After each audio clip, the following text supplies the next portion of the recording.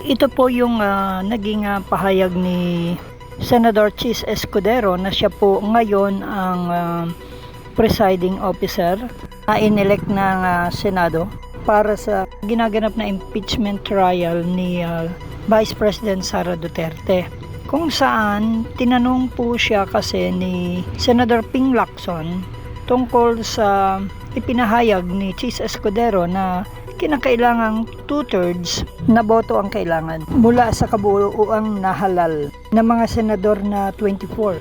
O sa kabuuang 24 na senador, hatiin mo raw yan sa tatlo. Pag dinivide mo sa 3 yung 24, edi papatak na 8 o 8. At yung 8 na tatlo ay 24 na senador yun. Yung dalawang 8 na senador daw na may kabuuang 16. So, yun, dalawang 8 na yun na 16, yun ang kailangan magpatalsik sa isang i-impeach. Hindi pa yata matanggap ni Senador Lacson. Ayon kay Senador Chis Escudero na siyang presiding officer ng impeachment trial, yun ang sinasaad sa saligang batas na dapat sundin. At hindi dapat baliin yun ng anumang rules na gagawin ng Senado sa kanilang impeachment trial. Yan din ang sinasang-ayunan at sinusunod ng Supreme Court na siyang nagdedetermina ng lahat ng mga usaping politikal o desisyong politikal o batas na ginagawa ng lahat ng mambabatas sa buong Pilipinas. Dapat nakabatay sa saligang batas o Constitution. Ibig sabihin, kapag pagbobotohan na matapos ng maihayag yung di umano'y paglabag na ginawa ni Sara Duterte, yung pagbabanta niya sa presidente at sa pamilya nito nang di umano'y ipapapatay niya sakaling siya ay ipinapatay na.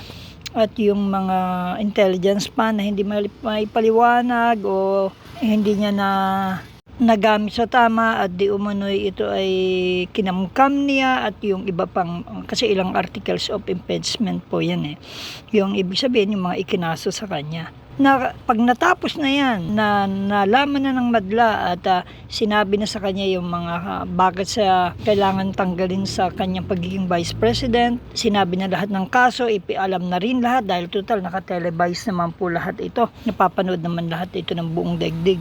Tapos madinig yung mga witness laban sa kanya at i-cross-examine ng mga abogado niya ito. At matapos siya ipagtanggol ng kanyang mga defense team, yung mga lawyer niya, ay pagbabotohan na ho yan. Mauuwi lang yan sa botohan.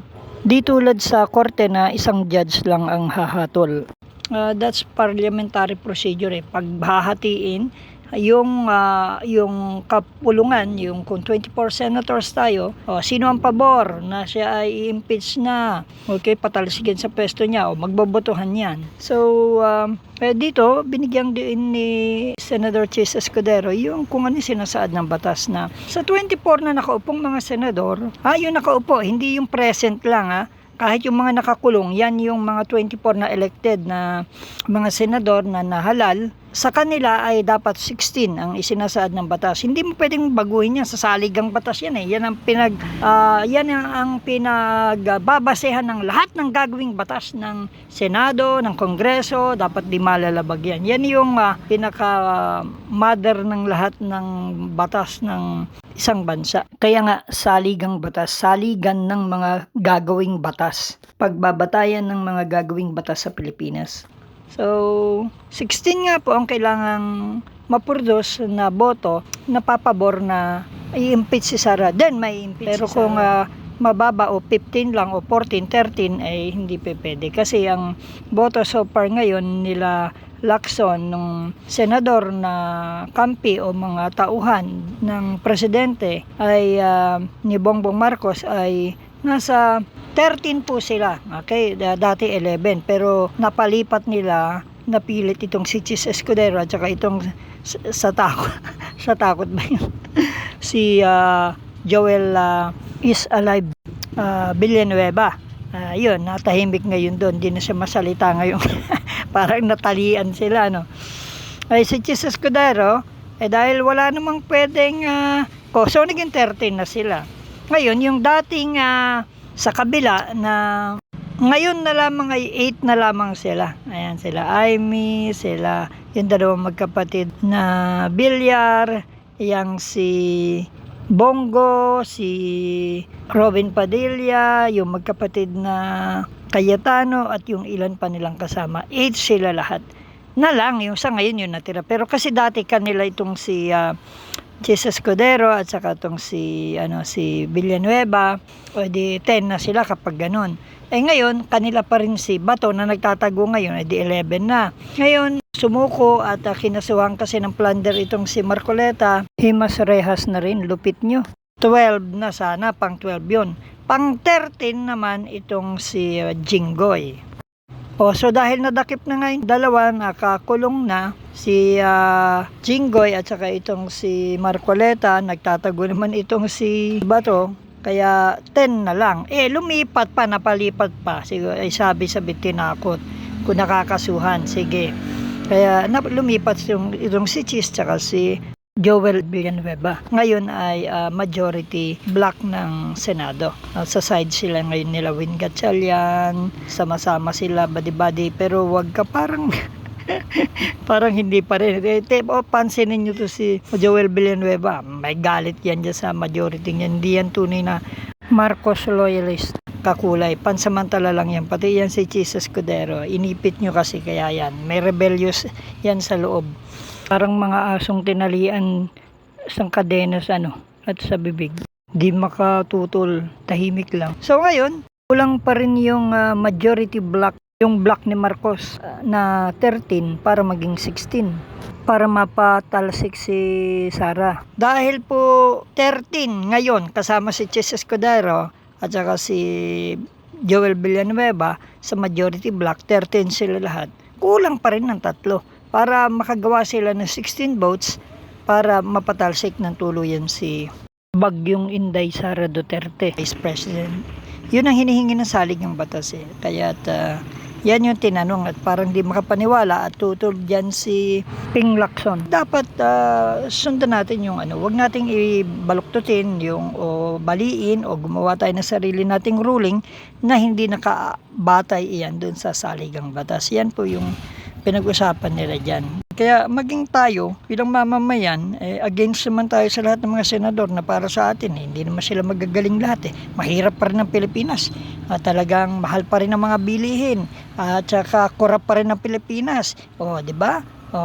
Kaya yan ang problema. Kulang sa mga trabaho, mababa ang mga sweldo. Ibig sabihin, marami kasing nangurakot. Number 4 tayo sa korupsyon. Kung mawawala lahat ng kurakot ng mga mambabatas at saka mga nasa mga naihalal na tuwing eleksyon, di sana maunlad ng Pilipinas. Kung may magagaling sana tayong senador, at saka mga mambabatas, yun nga, yung congressman, yung presidente, vice president, meron tayong magagaling sana sa mga bawat tanggapan ng ating gobyerno na nasisita sa kanilang korupsyon, na meron tayong mga nanunungkulan na naihalal. Di sana ang unlad ng Pilipinas, saka wala na yung korupsyon tsaka yung kahirapan, hindi na pupunta sa bulsa ng mga magnanakaw, ng mga mambabatas, mga government officials, mga empleyado. Wala sana sa mga presidente, mga magnanakaw at mga alipores nila at pamilya nila.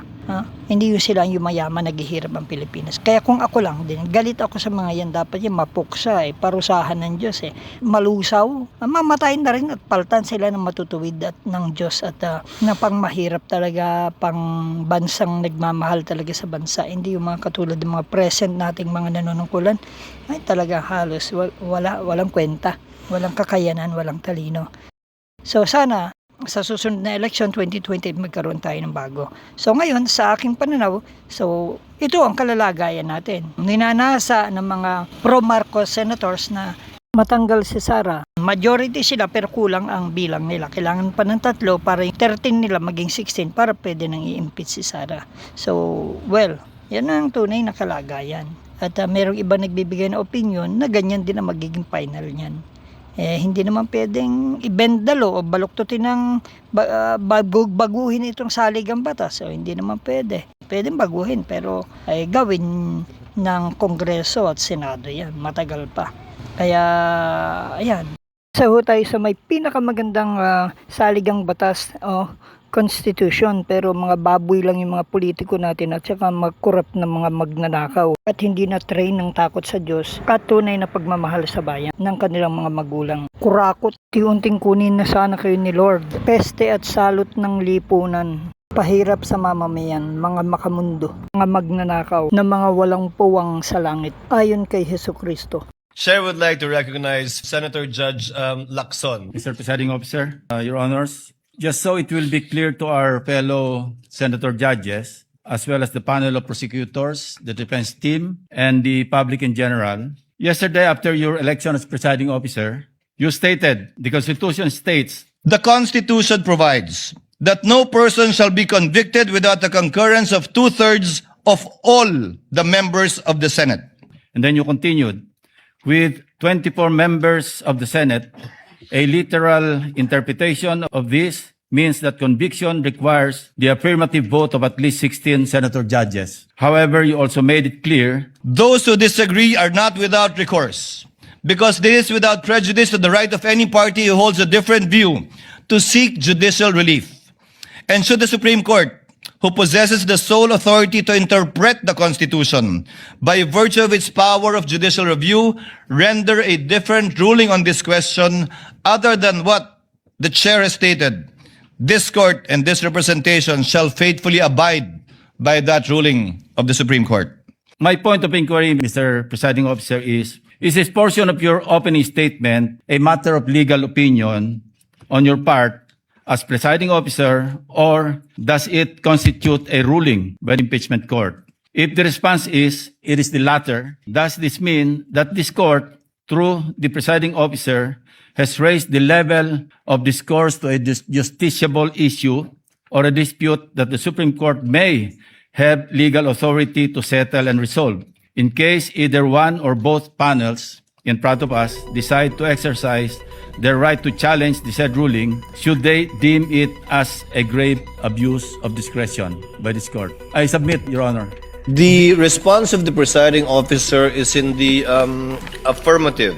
In fact, the journal that we just approved contains a similar inquiry by Senator Judge Cayetano. Yes, I believe it may be considered already as a justiciable controversy, although it is not for us to dictate that but the courts, given that it is a ruling of the chair not objected to nor appealed by any member of this court and therefore stands.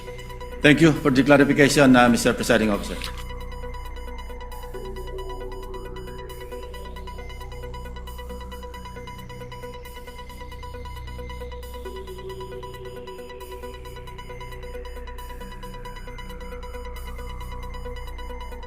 Hanap niyo ba yung mga masasarap na bigas na ihahain sa inyong hapagkainan? O nais niyo ring magtinda sa inyong sari-sari o rice dealer store? O mag-online rice business? Halina kayo dito sa Charan Ladya Rice Retailing na laging handang pagsilbihan at tulungan kayo. Available sa kanila ang masasarap, malalambot, de kalidad, napakagagandang uri ng mga bigas na pawang inani sa lalawigan ng Aurora. Kaya't ito'y first class at hindi durug-durug na nasa tamang presyo at husto pa sa timbang. Ang Charan Rice Retailing ay matatagpuan sa Barangay 4 sa bayan ng Maria Aurora sa Aurora Province, sa Mangasar Street, corner ML Quezon Street, patungo ng Maria Aurora Public Market. Ang Charan Ladya Rice Retailing ay kompleto sa dokumento at business permit. Makabibili sa kanila ng wholesale at retail price. Sila ay namimili rin ng mga aning palay sa magandang presyo. Maaari silang tawagan sa 0991-835-8153. Sila ay bukas mula umaga hanggang alas 8 ng gabi. So ano pang hinihintay nyo? Bili na! Para sa NSK News ng NSK TV Channel, Narciso Co. reporting.